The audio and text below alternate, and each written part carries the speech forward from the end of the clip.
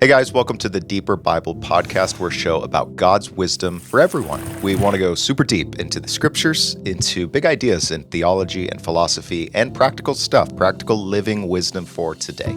And hey, do us a favor. If this is helpful for you, would you click like or leave a comment or subscribe or review, share with your friend, all the stuff.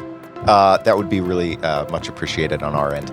So today we're going to talk about three much used words in especially the New Testament. The words righteousness, gospel, and faith. And in the letters of the New Testament, someone like the Apostle Paul throws these words around a lot. Our church right now is studying the book of Romans. But these words, righteousness, gospel, faith, have been understood in very different ways throughout history. And our thesis that we're going to explore today is that these little words are like portable stories. You could put them in your pocket, little bite-sized blurbs that actually index to very developed sequences of events in God's relationship with his people. So we're going to explore that today. And here to talk with me about is my friend Lindsay. Heyo. And nice to see you, my friend. You too. And let's talk about portable stories. Portable stories. Okay, so when thinking about this, so we're talking about like a word that makes us think of something that has like a greater story behind it. So righteousness, faith. Yeah. Sure. So in wrapping my head around that, we do that with movie quotes a lot, where there's certain movie quotes where you say it and, they're just a collection of words. But like when you say it, it's from this movie. And so you have a greater context of what that means. So it's similar in that. So before we get into Bible nerd stuff, I'm going to quiz you on some movie quotes. Fun. We'll keep it PG. We're going to go Disney. I usually Disney. suck at this game. I know. That's why it's so fun. Okay. This is going to be super fun. All right. Okay. All right. Ryan, this quote, all it takes is faith and trust. What movie is that from? Aladdin. No, man. I'm thinking of... I'll give you one more. Do you trust me? Then jump. And then, it's similar where they had to trust somebody about jumping but they wouldn't fall. The Great Rescuers Down Under? A little bit of faith, trust, and... No idea. Pixie dust, Peter Pan. Peter Yeah. Pan. Okay, here we go. We'll do it. Strike one. I think you're going to know this one because I think you did a series in reference, or a sermon and referenced it once. Okay. The past can hurt, but the way I see it, you can either run from it or learn from it. Is that Joel Osteen? The Lion. No, just kidding. Is the Lion King. Okay. Oh, okay. Okay, here we go. All right. Some people are worth melting for. You have a little... Frozen. Yes. I was like, you have a little girl. You're going to have to know this one sooner or later. Yeah. Okay. Okay, how about this one? If you can't say something nice, don't say anything at all. That's everyone's mom. Is that from Disney? It is a Disney movie. Okay. I have no idea. His mom dies. He's in the forest. Mowgli? Is it Jungle Book? No, different train. You can't say something nice, don't say anything at all. He has a little friend that's a bunny and a skunk. And that springtime. Fox and the Hound? Bambi. Okay, I'm going to give you one more. This is the last one. Okay. Okay. These portable stories are really kicking my butt I here. know. I don't know if this is proving our point very well. Okay. To infinity and beyond. Toy Story. There we go. We'll Buzz end on a Lightyear. high note. Okay. Thank you.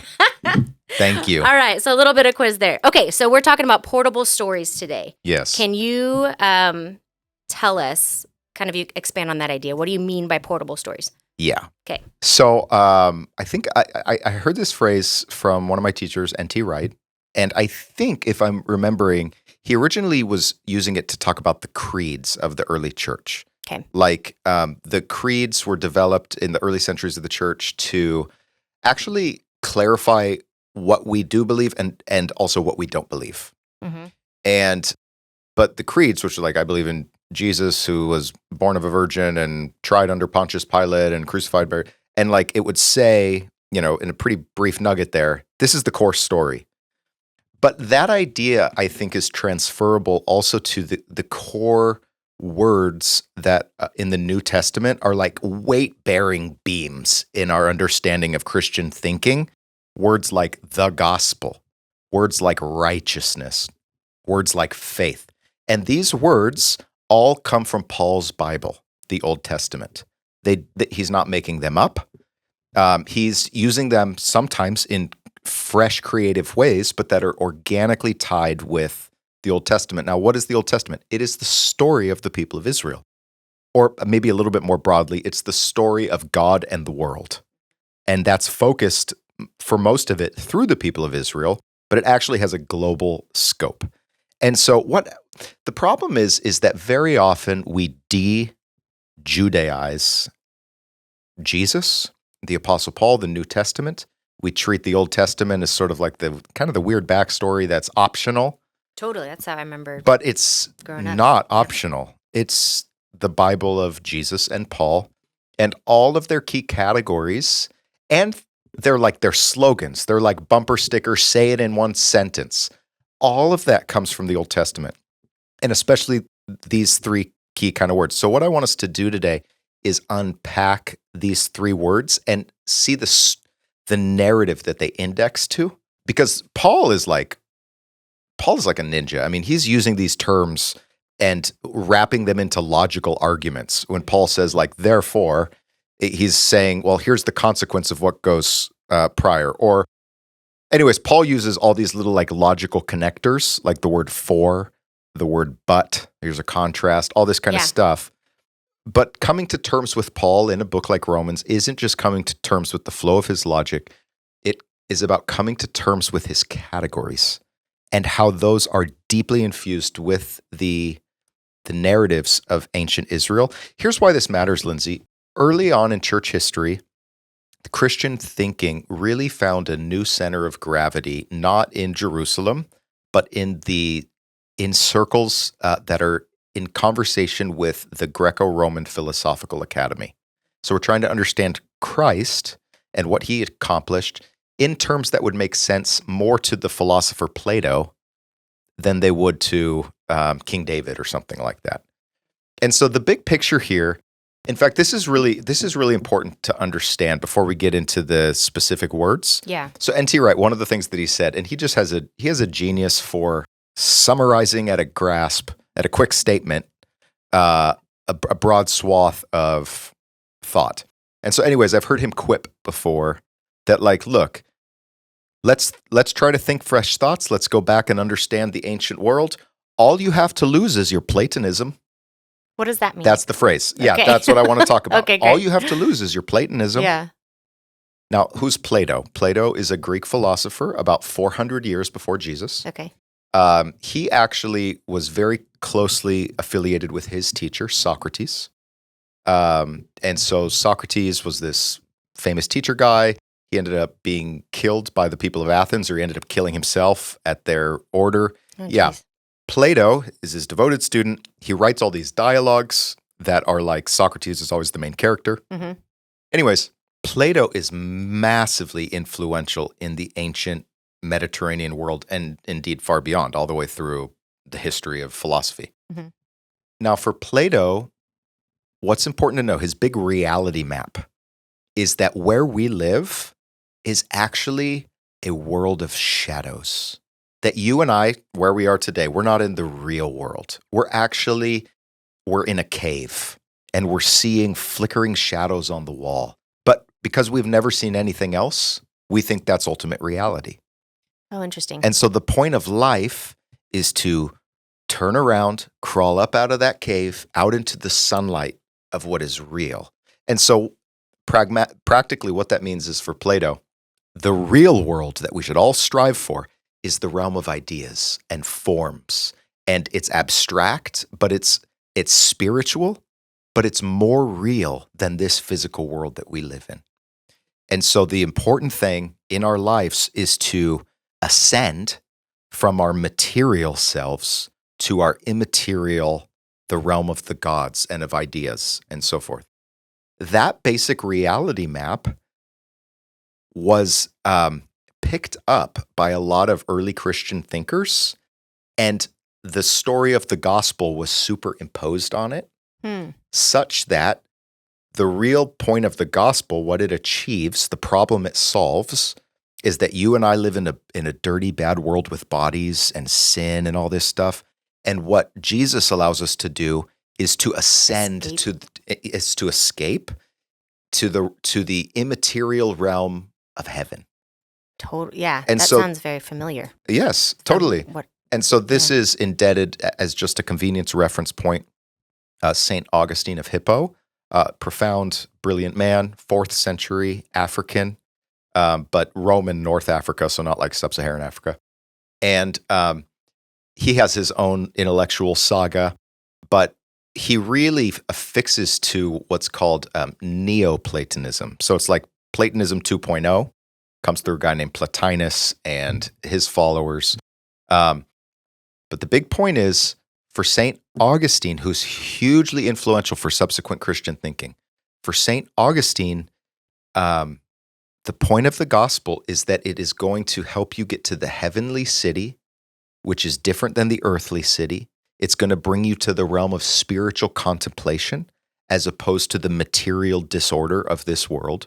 And so we're getting what some scholars call a dualism, where there's a sharp split. There's a two-screen reality. Like when you play Nintendo, you have like the upper screen and the bottom screen or something like that. It's like that. There's like the heaven realm and then there's the earth realm. Okay. And God's whole goal for us is to get up to heaven. Mm-hmm. And so back to what N.T. Wright is saying about, well, all you've got to lose is your Platonism. That whole is idea. is to say, what is wrong with that idea? Like, let me ask you, what about that idea of the split screen and the whole goal is for God to get me from down here to up here, from my body world to my spirit world? What's wrong with that? We aren't. Well, I've had to process that. Like, okay, if our goal is to not just escape here and get up there, like if we have purpose here on earth while we are here on earth. That's a big part of it. And so we have to do instead of just like leave this place and get out of here, like do our best here, make this place more like what God had intended in Eden, like yes, take care of the things. Because if you have that idea of like, well, I just want to get out of here, and it's like when you move, right? And you're like, okay, I'm going to get out of this house. I'm going to go to the new house. There's a temptation there just to leave the old house in shambles, right? Like, I'm not going to sweep. I'm not going to I'm going to be out of here. I'm going to leave the bathroom dirty. I'm going to leave the kitchen dirty because I'm out, Yep. So, but that's not it, right? So like that house, we are staying in that house. Take care of that house. Yes. Clean it. Yeah, Do well by it. Yeah. No, you're circling all around all the important stuff. Okay. I think that the epicenter of the thing is the resurrection of Jesus. Mm-hmm. He was resurrected in a physical body. Mm-hmm. But if physical bodies are bad, and God said to the old house of the material world, that's kind of junk. Let's get rid of it. Feel free to trash it. It doesn't really matter. Why would Jesus be restored in a physical body? Right. And so the narrative of Christianity is about me going to heaven. The only problem with that is that the resurrection of Jesus seems to indicate that there's another thing at play here. And so this is where, again, leaning on N.T. Wright and a bunch of others, he's a convenient reference point, is to say, look, our ultimate destiny after we die is a two-phase, it's a two-stepper, not a one-stepper. When someone who is a Christian, who's in faith with Jesus, dies, you do go to heaven, like your immaterial part of your soul. It's a place of rest. Like, for example, when Jesus says, in my Father's house are many rooms. If it were not so, would I not have told? I go to prepare a place for you. The word there in Greek means like a hotel. Oh, do you live in a hotel? No, it's temporary. No, you stay there for a while, but it's en route to a longer term. Sure. In my Father's house, there's a place of rest and repose for a time until new heavens and new earth, new bodies, healed materiality. And so what happens, this two-split screen, just to keep that metaphor, it doesn't understand that God's original plan, according to the Hebrew Bible, and the temple thinking, the temple cosmology, we've talked about in Genesis and stuff, it's not it's supposed to be overlapped. They're supposed to interfuse. Yeah. And so in the idea of all you have to lose is your Platonism is to say, all you have to get rid of is the backstory that has been imported into the Bible that actually downgrades the value of God's creation. Plato looked around at this world and said, it's not ideal. And Christianity shares that assumption insofar as it says, yes, there is sin here. Yeah. Yes, there's something broken here. This is not as it ought to be. Mhm. But Plato says, right, and the goal is to escape. Christianity says, no. The goal is for God to make all things new. Yeah. So that's a big difference. Yeah. But this is where understanding words like gospel, righteousness, and faith have often been understood in a Platonized direction. Got it. And so in grounding them in the story of the Old Testament, the Bible of Jesus, we are actually de-Platonizing them. We're actually replanting them in their native Semitic soil in which these categories make the proper sense that they do. That's great. And it's super important. And we're going to go through all three? We're going to try to go through all three, Okay. Lord willing. So we want to start with gospel, right? Okay, so let's apply this. How does the word gospel work in the portable story? Yeah. So let's break it down. There's different layers here. The first layer of the word gospel. So we're going to get to the story, but I love words. I nerd out on words. What? You love words? I love dictionaries. Dictionaries are like, oh man, this is good. Then dictionaries make my eyes go cross. but enlighten us. Okay. All right. So the word gospel in English is a smush of two Old English words. Okay. God, which actually meant good. Oh, okay. So God and spell.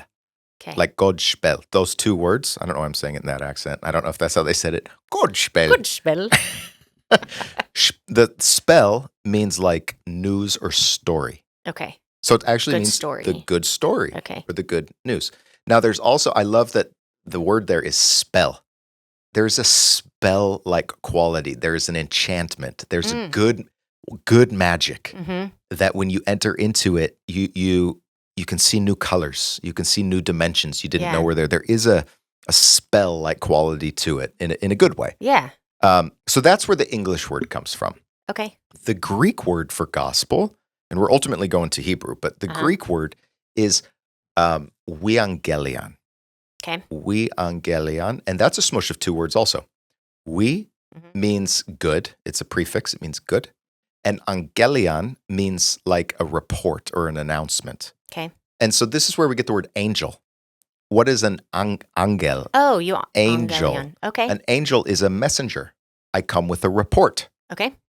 And so this is where we get words like evangelize, euangelion, evangelize, or evangelical, or a variety of terms in our lexicon in English are actually based in this Greek word for the gospel. Okay. And so I've heard it, euangelion. Is that just the same word pronounced differently? Yeah. So how do you say it? I've been taught to say it euangelion. Euangelion? It's epsilon omicron is the prefix. Okay. Yeah. The third layer of meaning, and now we're getting into the story dimension. Now we're getting rich. There's actually two warring stories. One subverts the other. Okay. Within this word. So within the Roman Empire, that word euangelion meant something. It referred to the victory of a Caesar on the battlefield over enemies. Yeah. Or it referred to his ascension to the throne. And so every year there would be a euangelion pronounced, a good proclamation of, hey, we're celebrating that day when he became king again, when he became the emperor again. And so it was a term in service to imperial propaganda, the imperial cult. Okay. But Paul uses that word and links it to a second story that subverts the Greco-Roman usage. And remember, in a book like Romans, the early Roman Christians are reading this in Rome, probably in the Jewish quarter to the west of the Tiber River, just across the river from the Palatine Hill, where Caesar lives. Okay. Where the man who says he's the Son of God on earth, who's bringing salvation to the ends of the world, who brings peace and justice, all sorts of language that Paul deliberately riffs on, but says to the Roman Christians, hey, that guy across the river, he's a poser. I'm going to tell you about the real person doing this. Oh, and by the way, he's a murdered manual laborer.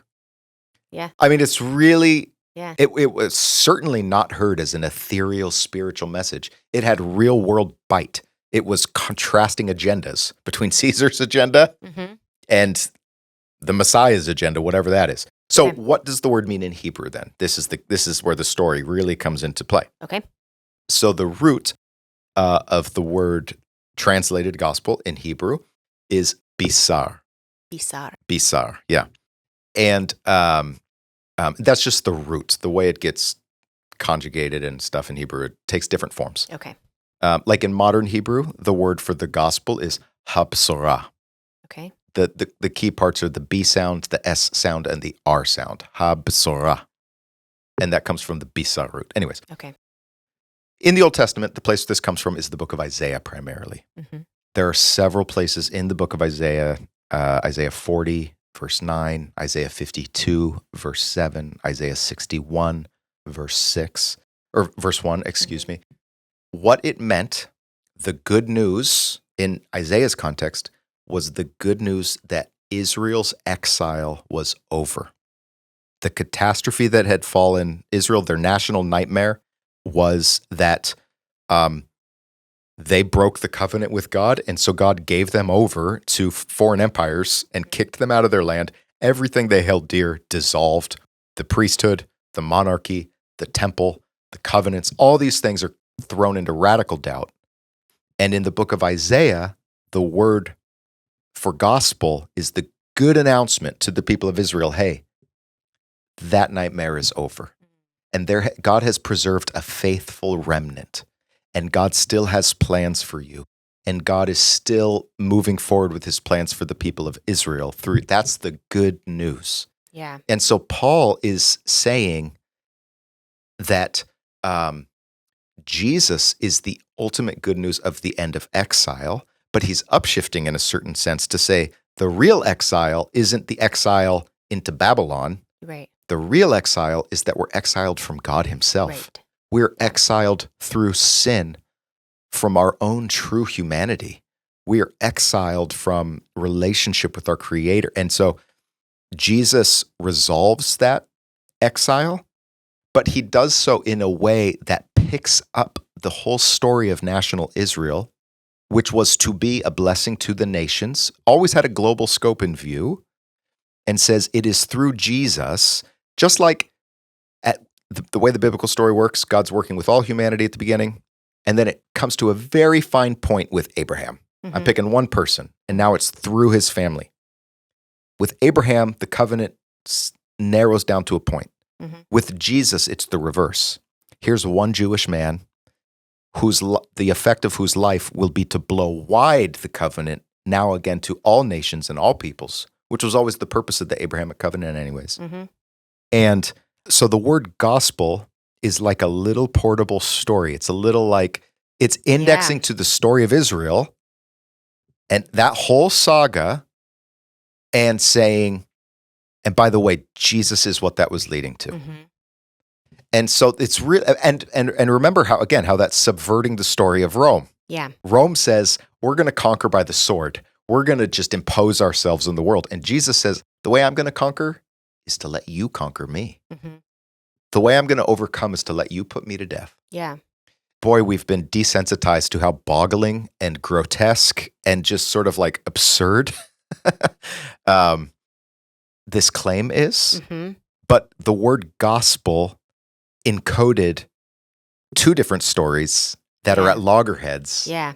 And this is the audacity of biblical faith. Here's this tiny little nation on the fringes of anything important.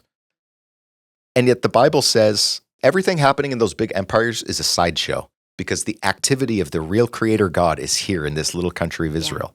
Yeah. And according to the early Christians, it has been brought to such a white hot point that actually that God comes in person in this guy from the sticks who only has a 3-year career and then dies. Yeah.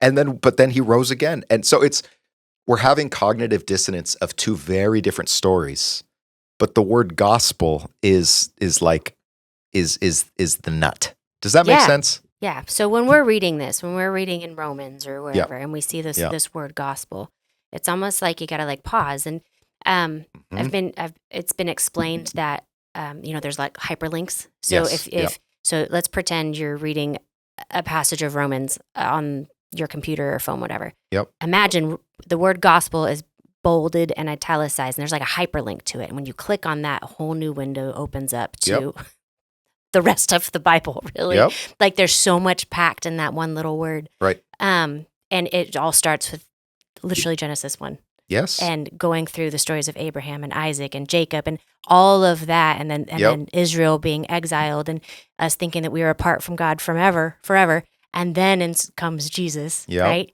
Yep. And then like that is when the story is really made alive and so good. Yeah. So understanding the Old Testament, how it pairs with the New Testament, how Jesus connects all of that is in that one tiny little word. Yeah. Gospel. Yeah. So, Think about, there's this great scene in Luke 24. Jesus has risen from the dead. There's these two people dispirited. Jesus died. They're walking away on the road to Emmaus, right? Mhm. And Jesus shows up and he gives them a Bible lesson. Mhm. But what does he do? It says, and starting with Moses and all the prophets, he just talked to them about the scriptures, the things in the scriptures about himself. Mhm. And so it's not like he gave them new things to read and said, hey, by the way, you're unaware of this. He gave them a new way to read. Yeah. A new way to see this, the stuff they already knew, Mhm. but to see it from the angle of Jesus and the the surprising coherence and illumination that brought Mhm. is the way in which the early Christians who were deeply Jewish, who were deeply Israelites, could say, holy smokes, it all came to a point right here Yeah. in Jesus. Yeah. If we look at it the right way. Yeah. Almost like if you were to watch a movie, like a movie that was meant to be viewed with 3D glasses. So you're watching it without the 3D glasses Right. this whole time. You're like, Right. I know the movie. I've seen that That's before. a great and then you metaphor, put the yeah. glasses on. You're like, oh my gosh, it connects that way. Right. Kind of like that. Yeah. Is what, I don't know. That's the picture that I have in my head. That's a great image. Yeah. That's a great image. And it's not to say, so this idea of progressive revelation, that God, just like a novel, say you pick up a novel and it's like, okay, I don't expect chapter 20 to be as filled out as chapter 50 because we're in chapter 20. Sure. So it's not a ding on the Old Testament that it didn't have 3D goggles. Yeah. It's to say, in the fullness of time, it became appropriate to look at this through 3D goggles. Yeah. But that was part of God's progressive revelation as he, I think, I did in graduate school, I did a little talk together with a Jewish colleague, this woman, her name's Rachel. She was in my doctoral cohort, and we did a presentation called How Jews and Christians Read the Bible. Oh, that'd be interesting. And Christians are very unaware of how Jews read the Bible. Mm-hmm. Jews are very unaware of how Christians read the Bible. Mm-hmm. And so it's very interesting.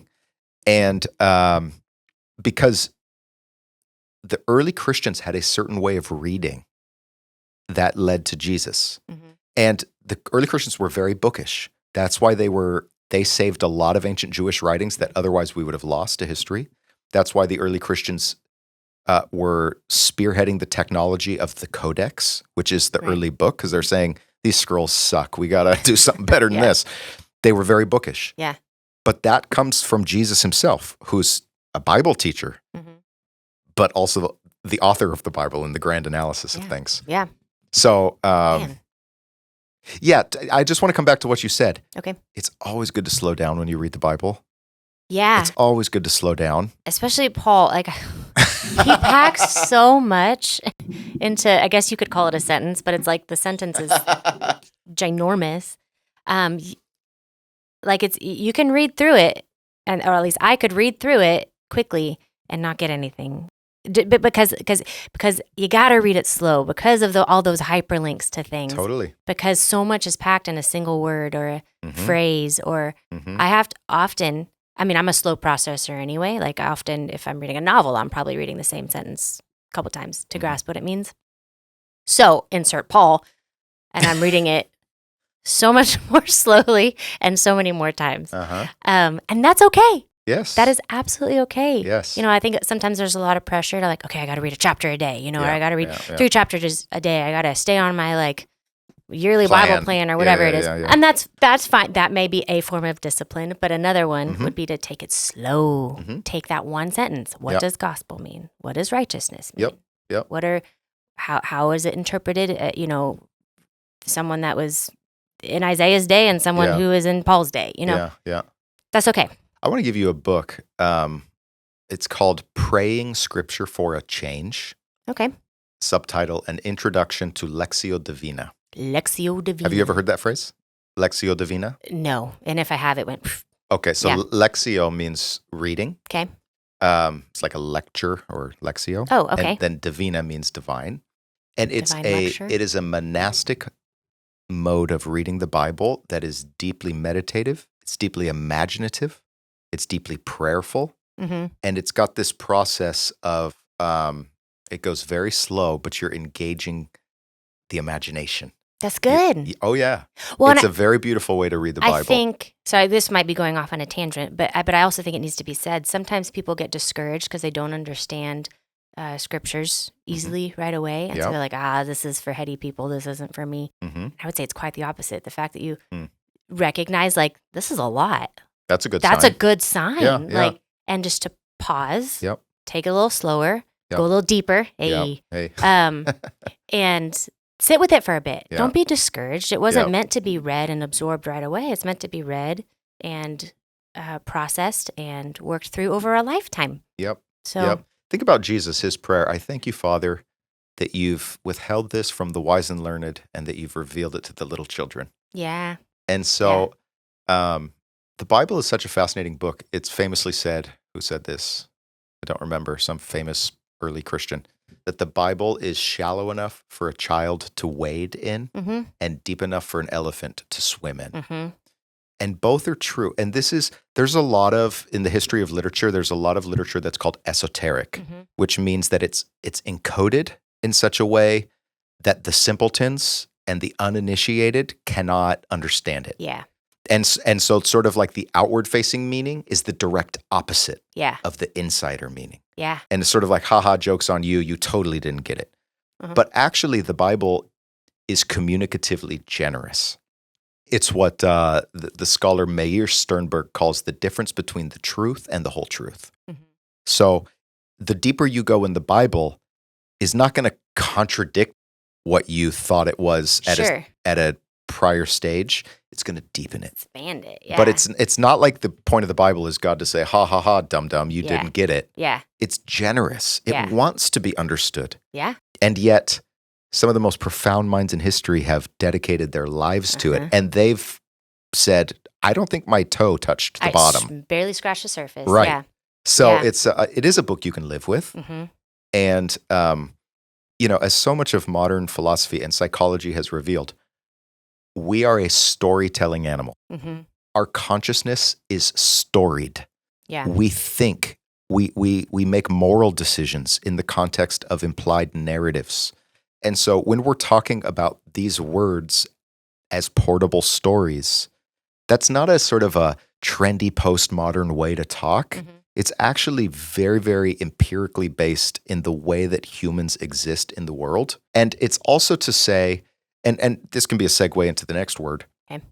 Because very often in Christian history, again, as with Plato, sort of alien external contexts are often superimposed onto the Bible in a way that bends out of shape what the Bible thought it was doing.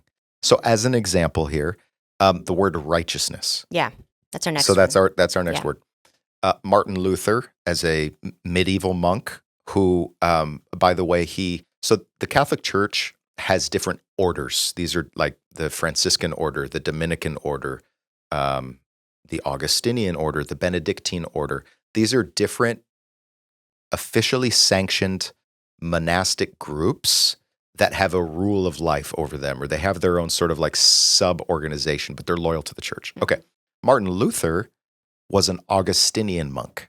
So he was like super into Augustine. Yeah. And also in his day, also very important was a guy named St. Thomas Aquinas, who lived in the 13th century. He was Italian, fascinating story, lived in Paris. And his mind exploded. He basically translated Aristotle into Christianity. Wow. And here's the point.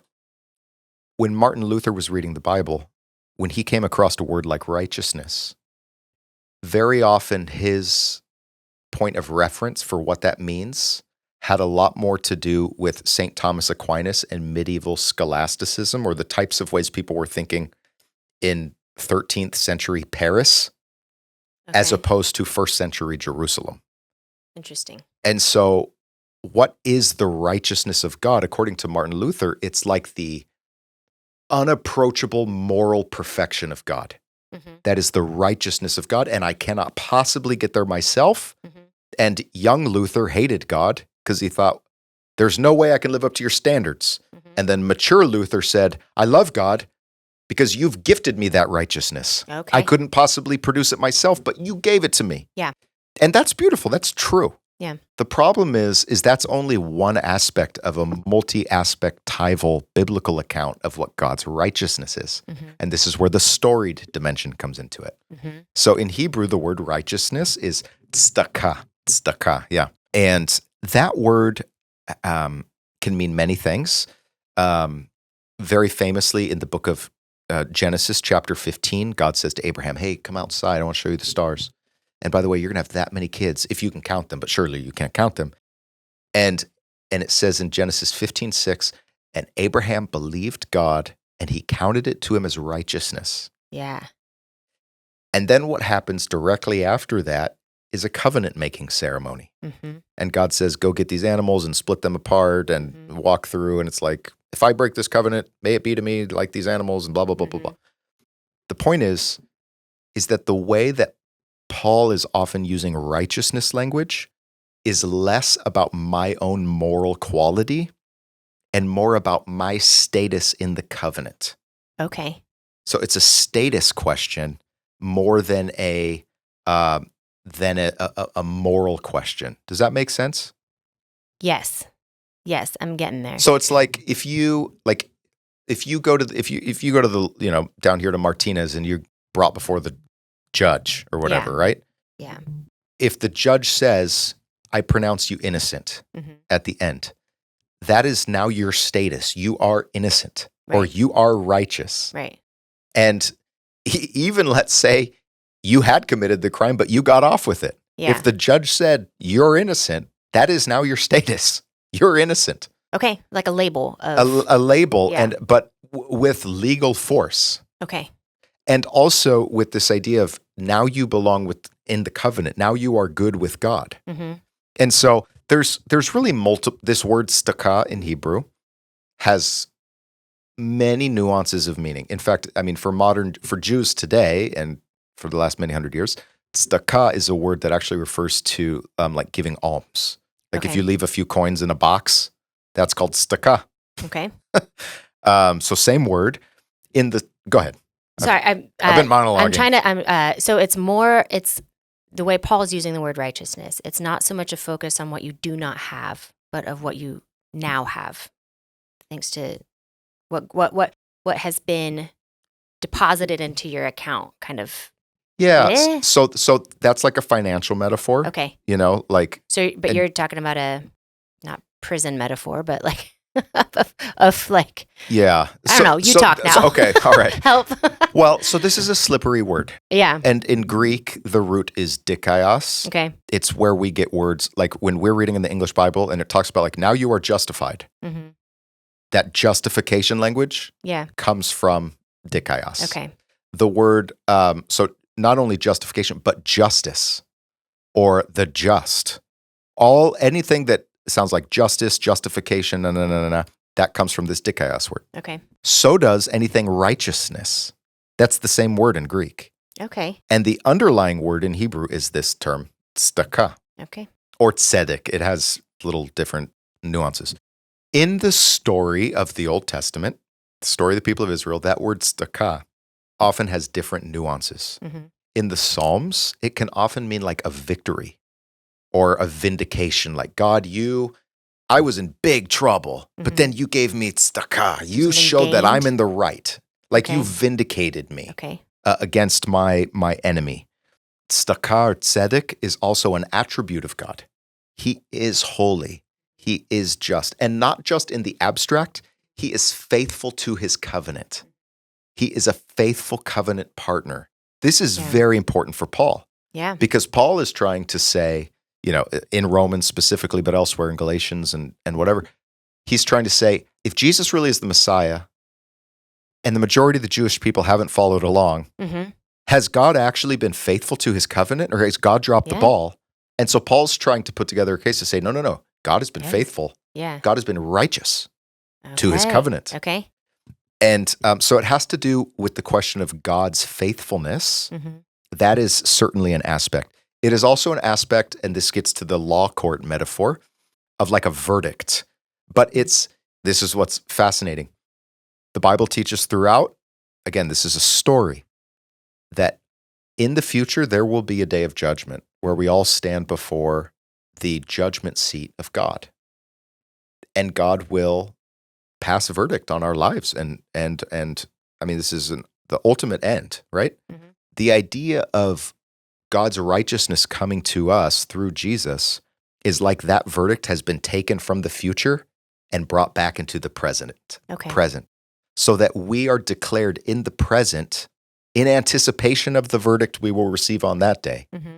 We are declared in the right, in right standing, right relationship now, in anticipation of then. Okay. So the word also has an eschatological dimension by which is meant like the last things, the ultimate end game here. Mm-hmm. And the ultimate end game is that God is a God of love and justice. He will set all things right. Mm-hmm. And when we receive God's righteousness as Christians, we are receiving our verdict in advance. Okay. That God will look upon us through the merits of Christ, not exclusively through our own merits. Okay. Okay, so when we're reading the word righteousness in Romans, correct me when I get off course, we can read it as God's righteousness. So our right standing with God because he is faithful. He was faithful in his covenant then. Yes. It's all coming to now. He is faithful, and therefore ahead of time we are made right. Yes. In right standing with him. That's very well said. I'm so glad I got that one right. You nailed it. And you see how the story had a past dimension, a present dimension, and a future dimension. Yeah. And the word righteousness wraps, it encompasses all those things and all those nuances. Mm-hmm. And so rather than taking it and saying, oh, this is the abstract moral perfection of God, yes, it's not to say that that's wrong. That's just not the focus. It's just not the whole picture. Okay. So very often, when you come across things that are incorrect in the realm of theology and philosophy, it's not that it's incorrect, it's that it's about a fifth of the truth, mm-hmm. pretending to be the whole truth. Yeah. And it's like, well, you're pushing the claims a little too far. Mm-hmm. That is true. Mm-hmm. But there are other aspects here that are equally important to see. Yeah. But when you take a truth out of the context of other truths, and you hold it up over against all other truths, mm-hmm. then what you do is just distort the whole system, mm-hmm. and you produce profound imbalances. Mm-hmm. So this, when people are hesitant to think new theological thoughts, very often it's this sort of like heels in the ground, like wait, don't take the ground out from under me. Yeah, you're shaking everything I know. But the reality is, not only am I not pulling the ground out from under you, I'm deepening that ground in profound, like. It's going to get better. Yeah. It's not about eroding what you have. It's about making it a whole lot richer and more beautiful. Yeah. Firmer foundation. Yeah. So, okay. We have got one last word. We've got one last word. Faith, right? Let's do it. All right. Let's do it. What about faith here? Yeah. Oh, man. You know what, Lindsay? We did a whole episode on this not long ago. Amen as a way of life. Yeah. You remember that? I do. Yeah. I do. And you made this beautiful graphic of like where amen has like, remember like in modern Hebrew, lehit amen, mm-hmm. to amen yourself means to like go work out. Yeah. But then there's an artistic dimension. Omanut means like, it's art. Yeah. Omanit is an artist or an oman. But then there's also the dimension of belief. Emunah means to believe or to be faithful. Ne'eman means to be faithful. Mm-hmm. You're getting a little Hebrew lesson here in how the one root is used in a variety of ways. Yeah. But I think, very often faith in contexts like our churches, where it's sort of like, look, we are saved by faith. So it's like, okay, the mechanism by which I believe the mechanism by which I'm saved is, I just really need to have faith in this and believe it. But what does that mean? And I think at risk of being redundant from that whole prior episode, the idea of how faith has a story embedded into it is that it is a reciprocal relationship between us and God, where he is faithful, and therefore we have faith in his faithfulness. Mm-hmm. And as we have faith, we also are obliged to become faithful people in the broad scope of our life, and how we care for our body, and how we care for our soul, and how we care for the people around us, and all this stuff. Mm-hmm. So it's not only love towards God, it's loyalty towards God. Mm-hmm. And loyalty is always expressed in a story. Yeah. It's expressed over time as a lived experience. And, this is the part of the legacy of modern existentialism, is that existentialism is very concerned with radical subjective experience. And this gets into like the part of philosophy called phenomenology and stuff. It's like profoundly individualistic in the way that I relate to my own potential and my own world. But what's different about this biblical category is that it is narrative, it is embodied, it is historical, it has reciprocal, mutually reinforcing aspects. Yeah. And so, and by the way, people often assume like, well, there's no faith in the Old Testament. They were legalists. That's not true. No. There's many, many points. Well, I mean, Yeah. having faith in the face of the impossible is like pretty much every Bible story. Yeah. You read the Bible and you're like, no, that doesn't happen. Yeah. And it's like, that's kind of the point. They Yeah. actually knew that doesn't happen too. Yeah. They weren't that dumb. Yeah. But many places in the Torah, the first 5 books of the Bible, talk about, and they had, and the people of Israel had faith in Moses, and they believed God. They believed in Moses. They believed the servant of the Lord. The whole Exodus story and the saga of the people of Israel is meant to generate faith and faithfulness. Mm-hmm. And so that's why Paul's saying to his Jewish friends, like, what Torah are you reading? Because Yeah. this is what my Torah says. Yeah. And the whole point was faith in the servant of God. And by the way, it predicted a new and better Moses, and that's Jesus. Mm-hmm. And so I think of the 3 words, gospel, righteousness, and faith, they all have different dimensions of story in them. Gospel is like story through and through. Yeah. It's the story of the people of Israel. Yes. Righteousness has the story of the covenant. Mm-hmm. Faith is maybe the least storied of them all. But Yeah. the idea that I'm trying to get to is it is so much more than just I have fuzzy feelings or I find that plausible, check, check, check. It is a narrative life response to God. Yeah. And that's what we read about throughout the Bible of people living whole lives or trying to. Uh-huh. I'm wrapping up a study with some friends on. Actually, Amy Gannett does a whole The Tiny Theologians person? Uh-huh. Yeah, Okay. for her Bible study schoolhouse. It's a legacy of the faithful, and it's all in Hebrews 11. And by faith, Abraham. By faith, Yeah. Isaac. By Yeah, faith. yeah, yeah. But we're reaching towards the end of it, and like you said, faith is not always like fuzzy good feelings, right? Mhm.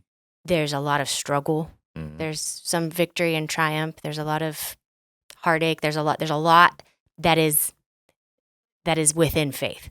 And we can have faith in our trials. We can have faith in our trials, but we can also have faith in our triumphs. That's like one of the things that we were talking about. And we can have faith that God will help us in our victories. And when things don't go so good, we will have faith still that God is still doing a good thing, even if we're in a really rough spot. Like part of having faith like our forefathers is faith in the good and the bad, because ultimately God is good. God is faithful. We may not see the result of our faith right now, but just like our forefathers down the road, we have faith that though we may not see it now, it still will be done. Like it still will be made right. Right. So, Right. My point was a good hyperlink for faith could be that Hebrews 11 and just reading of all the faith. Yes. I love that. If you're like, what is faith? What does that mean? Well, read all the stories. Right. Literally from Genesis to the end of the Bible, and you'll get a lot of stories of what faith looks like and how complex it is and how it's not always great. It's definitely not always easy. Yeah. Yeah. But it's worth holding on to. Right. Yeah. The many, not even Christian, not even Jewish, but many readers of the Bible have noticed how psychologically subtle the Bible is Mm-hmm. in exploring the ambiguities of life and the not knowingness. And that's where faith comes in. One of my favorite metaphors for faith, I think Martin Luther King Jr. used this phrase, said, faith is about starting to climb the staircase when you can't see all the way to the top. Mm-hmm. But you start climbing anyways. Yeah. So there's action, but there's also a lack of knowledge or a lack of certainty that has to be filled with trust. Yeah. And which brings us back to Disney and the trust fall. Oh, full circle. We love a full You see that? circle You see how I moment. did that? Back to Disney quotes. Yes. Tell us what Disney link you have here. Got none. Okay. I got none Disney links. But well, good. I hope that was helpful. It's hard to, the short-term attention can only have so many things in bandwidth at once, right? And so this is, again, just to underscore, deep reading of the Bible is willing to go slow enough to let all of these things be activated, which then has real impact on our own lives, because then I see a little bit of myself in the story of Gideon or in the story of, Samuel or, and that's strength for today. So there's real payoff in your own life when you understand how these stories actually overlap with and interpret our own story. Yeah. And I think that's very important too. Yeah. And if there's words that seem, hard to understand, or it's good to pause and figure out what they really mean. Yeah. So thank you for pausing on these words, because these are some of those big ones that I'm like, right. Like I said, some of Paul's writings can be wordy and all these big words thrown in there. Peter said sometimes he's hard to understand, Hard brother to Paul. understand. Yeah. So it's good to break down and really get a grasp on what righteousness, gospel, and faith hold within that tiny little word. There's a lot. Awesome. Explore it. Portable stories. Put them in your backpack. Yep. Go live. Yep. Cool. Yep. Well, thank you, Lindsay. Yeah. And thank you guys for tuning in. Yeah. Hope this has been helpful. We're a ministry of the Bay Church. We're in Concord, California. Actually, we're in a few different locations now. We'd love to see you visit us sometime, thebay.church. You can join online. You can join in person. If this was helpful, if you'd click like and share and subscribe and yada, yada, yada, that'd be sweet. And until we see you next time, as the rabbis say, shalomi, my homies. See ya. Okay, bye-bye.